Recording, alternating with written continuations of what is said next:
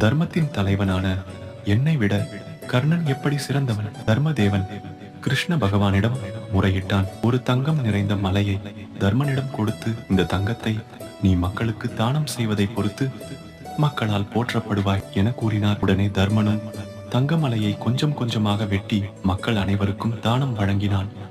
ஆனால் அந்த மலையோ வெட்ட வெட்ட குறையாமல் தங்கம் வந்து கொண்டே இருந்தது. ஒரு அளவுக்கு மேல் தர்மம் செய்வதன் மீது தர்மதேவனுக்கு சலிப்பு ஏற்பட்டு விட்டது. அதே போன்றதொரு தங்கமலையை கர்ணனிடம் கொடுத்து தான தர்மம் செய்யும்படி கிருஷ்ண பகவான் கூறினார். அதை பெற்றுக்கொண்ட அடுத்த கணமே கர்ணன் அவ்வழியே வந்த ஏழை ஒருவனை கண்டு, இந்த தங்கமலையை வைத்துக்கொண்டு நிம்மதியாக வாழ்க என கூறி தர்மம் செய்தான். கிள்ளி கொடுப்பதல்ல, அள்ளி கொடுப்பதே தர்மம். அந்த வகையில் தன்னுடைய எந்த நிலையிலும் இல்லை என்று சொல்லாத வள்ளல் பெருமான் கர்ணன் ஒருவனே.